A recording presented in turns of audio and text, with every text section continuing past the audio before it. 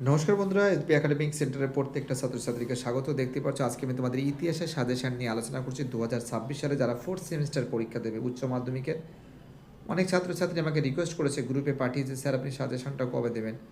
আমি বলছি ভয়ের কোনো কারণ নেই বাবা, সাজেশন তো অবশ্যই 100% আমাদের চ্যানেল থেকে অবশ্যই তৈরি করা হবে। দেখতে পাচ্ছ সাজেশনটা, তোমাদের রিকোয়েস্টে সাজেশনটা রেডি করে দিয়েছি।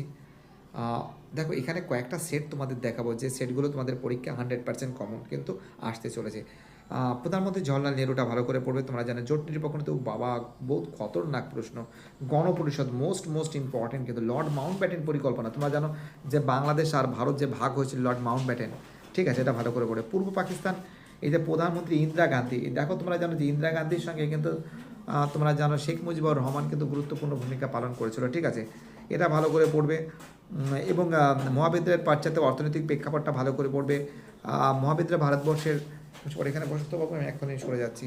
মহাবিদ্যালয় ভারতবর্ষের প্রশাসনিক ক্ষেত্রটা ভালো করে পড়বে। জাতীয় কংগ্রেসটা পড়ে করবে। নেহরু রিপোর্ট, ভারত ছাড়ো আন্দোলন, তারপরে 1991 সালে সরকারের অর্থনৈতিক ক্ষেত্রে মৌলিক সংস্কারটা পড়বে। পূর্ব পাকিস্তানটা ইম্পর্টেন্ট আছে।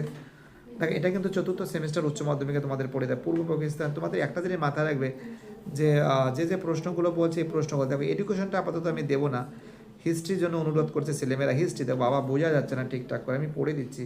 মহাবিদ্যালয় কেন ভারতের জাতীয় বিদ্রোহ বলা হয়, খুব গুরুত্বপূর্ণ। অবশিল্পনটা বহুত ইম্পর্টেন্ট আছে, অবশিল্পন এটা কিন্তু পড়বে, ঠিক আছে, অবশিল্পনটা পড়বে। সাম্প্রদায়িক বাটোয়ারা, তোমরা যেন রামসে ম্যাকডোনাল্ড করেছিল। দেখো 2026 সালের উচ্চ মাধ্যমিকের সাজেশন, জালিয়ানবাগের হত্যাকাণ্ড, নেহরু মনোনিবেশ মডেল, এটা পড়বে। ভারত পাক যুদ্ধ, এটা বেশি ইম্পর্টেন্ট। সে বাবা এই দুটো থেকে একটা পরীক্ষা দেবে। শেখ মুজিবুর রহমান, তোমরা জানো যে ভারতবর্ষ স্বাধীনতা আন্দোলনে ভারতবর্ষ না, বাংলাদেশের স্বাধীনতা আন্দোলনে শেখ মুজিবুর রহমানের ভূমিকা, এবং তার সঙ্গে তোমরা পড়বে ইন্দিরা গান্ধীটা ভালো করে পড়বে কিন্তু। মরণের ঘোষণাপত্র, সিপাহী বিদ্রোহটা ভালো করে পড়বে। চম্পারণ ভালো করে পড়বে, ঠিক আছে। তেভাগ আন্দোলনটা ভালো করে পড়বে। জোট নিরপেক্ষ নীতি ভালো করে পড়বে। এবং পূর্ব পাকিস্তানি বাংলাদেশ, যে কথাটা আমি একটু আগে বলেছিলাম, ঠিক আছে, এটা ভালো করে। এখানে কিছু কিছু ছবি বোঝা যাচ্ছে না, বাট কোনো ভয় নেই, আমি বলে দিচ্ছি। ভারতের রাজনীতি ও অর্থনীতিতে প্রথম বিশ্বযুদ্ধের প্রভাব কী কী পড়েছিল। নৌবিদ্রোহ 1946, তোমরা জানো মুম্বাই তলোয়ার জাহাজে হয়েছিল নৌবিদ্রোহ। মাউন্ট ব্যাটেন পরিকল্পনা কি, তোমরা জানো স্বাধীনতা দেশভাগের অনিবার্য কী ছিল, এটা ভালো করে পড়বে। এবং তার সঙ্গে দেখতে পাচ্ছ যে ভারতের প্রধান, এবং আর একটা সেট দেখতে পাচ্ছ 3-12 নম্বর থাকবে।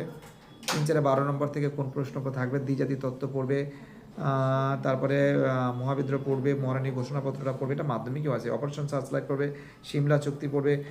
এই আর একটা প্রশ্ন, যে সিপাহী বিদ্রোহে শিক্ষিত বাঙালি সমাজের ভূমিকা। দেখো 12-এর বই, ইতিহাসের বই আর মাধ্যমিকের ইতিহাসের বইয়ের মধ্যে অনেক মিল আছে, অনেক মিল। শুধু জাতীয় কংগ্রেস মাধ্যমিকে নেই, এটা জাতীয় কংগ্রেসটা দিয়েছে, এখানে জাতীয় কংগ্রেস নরমপন্থী চরমপন্থীটা ভালো করে পড়বে। রাওয়ালাট আইন, জোট নিরপেক্ষ নীতি, এই যে নেতাজি, এইটা তো পরীক্ষায় দেবে অলরেডি। মুক্তিযুদ্ধে জানো, বাংলাদেশের মুক্তিযুদ্ধে এটা পড়বে। হাঁপিয়ে গেছি বলতে বলতে, শুধু দেখিয়ে যাচ্ছি তোমাদের।